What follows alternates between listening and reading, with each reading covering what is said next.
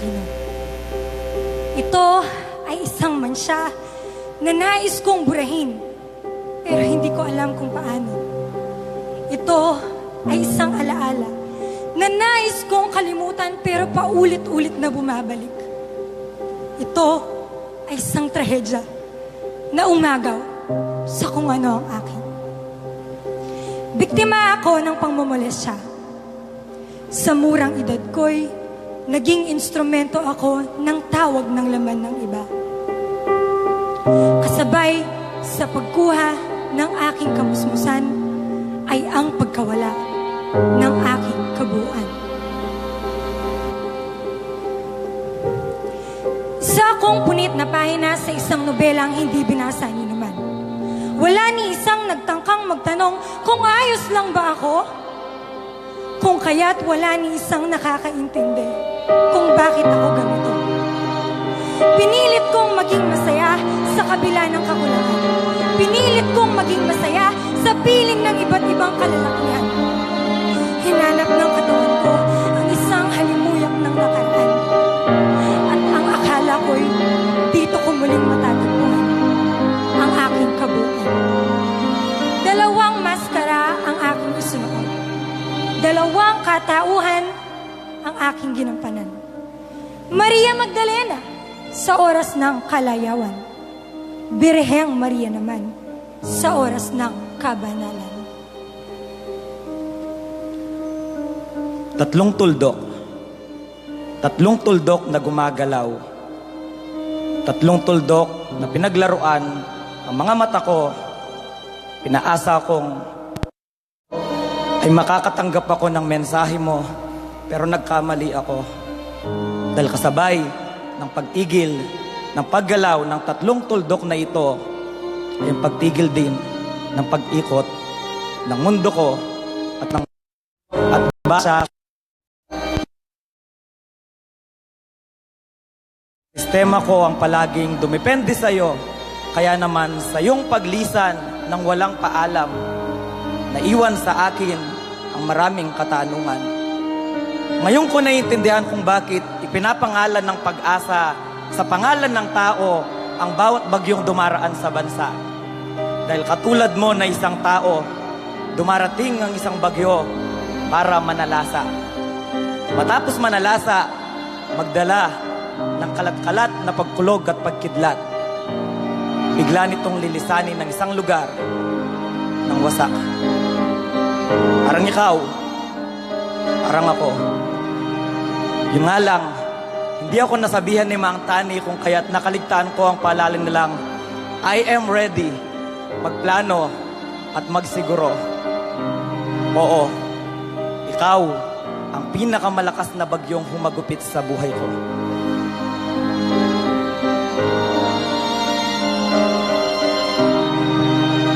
Naalala ko pa yung mga panahong palagi kang may dalang pasalubong. Pagkain, laruan, damit, basta meron. Ang sarap mabuhay kasi meron akong isang mabuting ama na ibinibigay ang lahat para lang ako ay sumaya. Pero isang araw, nagising ako sa away ninyong dalawa ni Inay. At sa init ng ulo mo'y umalis ka sa bahay. Nagulat ako sa mga nakita ko. Hindi ako makapaniwala. Sumigaw ako. Tinawag kita. Alam kong naririnig mo ang mumunting tinig ko. Pero mas pinili mo pa rin lumisan at maglaho. 10 taon na ngayon mula ng araw na iyon. Pero sa matagal na itinakbo ng panahon, naging alipin ako ng takot. Takot akong maiwan mag-isa sa jeep, sa bahay, sa classroom. Takot ako iwanan ng best friend ko, ng nanay ko, ng boyfriend ko. Pero sa dami ng lalaking dumaan sa buhay ko, palagi pa rin akong iniiwan. Hindi alintana ang takot na aking nararamdaman. Kaya heto ako ngayon. Palaging may reserba.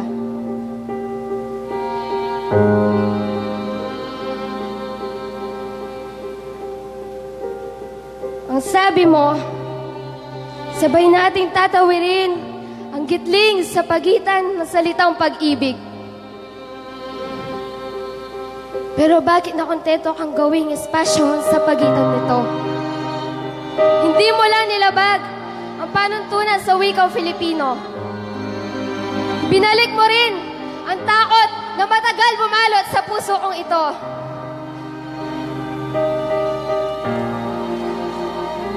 Ang dating stick-o na nakasulpak sa bibig ko, ngayon sigarilyo na. Ang dating nido na kumukumpleto sa bawat umaga ko, ngayon red horse na. Ang dating mikmik na hawak ko sa palad ko, ngayon shabu na. Ito na ang naging bagong version ng isang paslit at inosente noon. Madalas, hindi naiintindihan ng lipunan ang nararamdaman naming mga adik. Masama, walang silbi, salot. Ito ang definisyon namin sa mata ng madla. Kung sa bagay, ano nga naman ang mapapala nila sa isang tulad ko?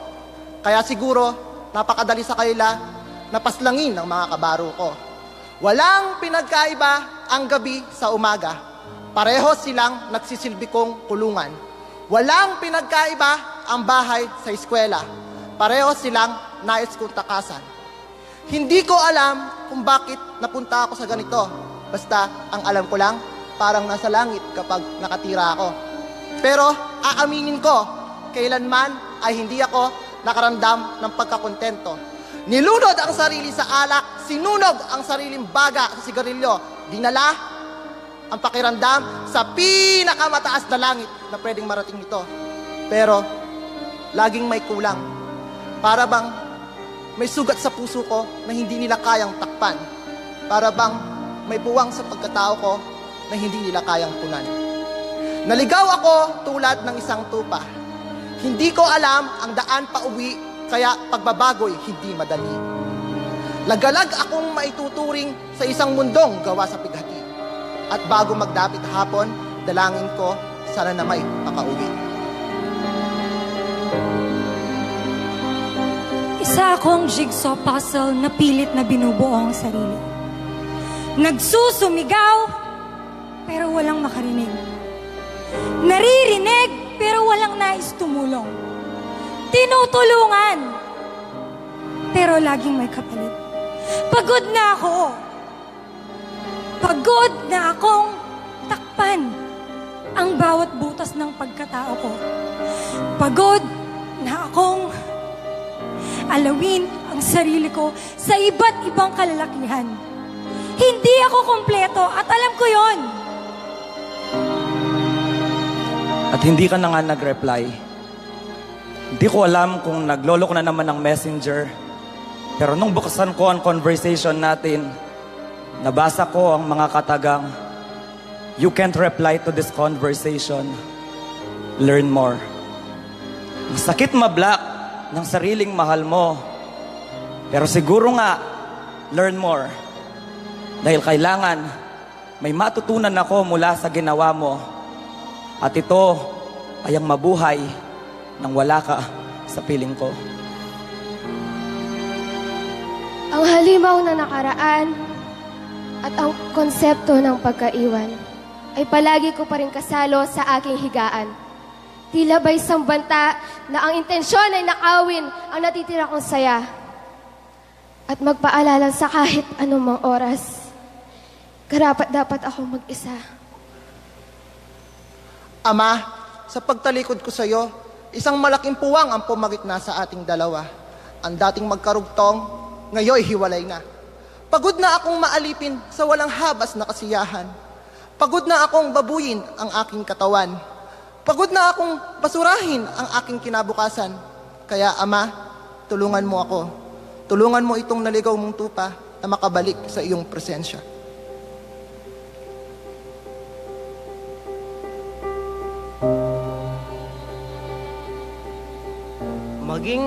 Maging ang mundo ay wasak. Kung kaya't wala itong kapasidad na buuin ka. Ang mundo rin ay sugatan, kung kaya't wala itong kakayahang hilumin ang mga sugat mo. Pero nandito ako. Anak, nandito lang ako. Katawan ko'y binayubay para ikaw lang ay mabuhay. Laman ko'y nagkapira-piraso upang ikaw ay mabuo. Hindi mo masusumpungan ang iyong kabuuan sa kamunduan, pagkat ako ang may hawak nito, dahil ako ang daan. At sigurado ako rito, sa pangako kong ito, na sa oras na pumasok ako sa buhay mo, habang buhay tayong magkasalo.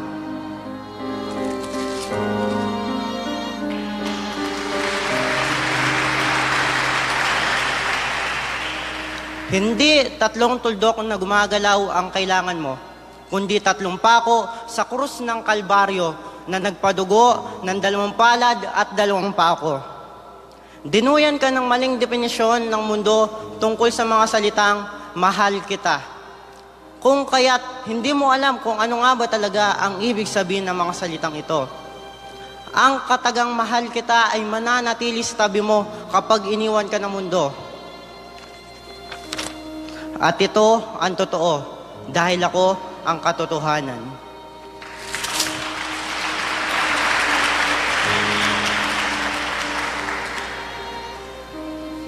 Wala kang dapat ikatakot, anak kong iniirog.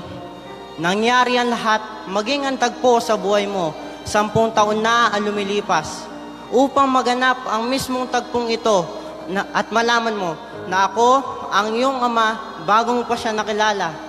Hindi kita iiwan, ni pababayaan man lang. Pangako, hindi ka na mag-iisa. Pakatandaan mo ito. Ako ang buhay, at sa akin mo mararanasan ang tunay na kagalingan.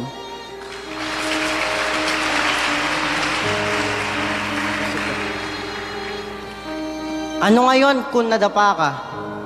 Ano ngayon kung muli ka nagkamali? Ano ngayon kung muli mo akong tinalikuran? Sa oras na makita kita, malapit sa tarangkahan, tatakbo pa rin ako papunta sa iyo, anak kong halibugan.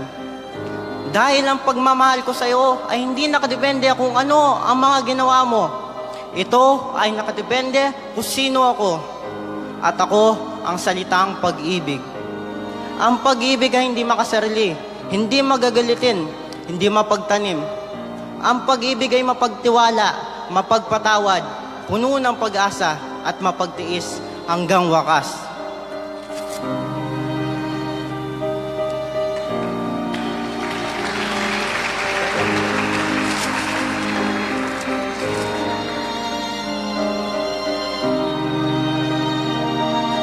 Ako ngayon, kumpleto na.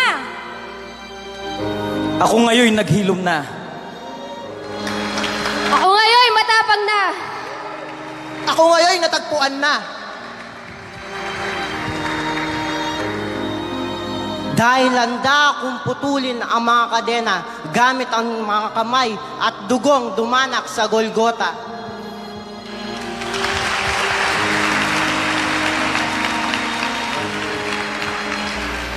Ang kadena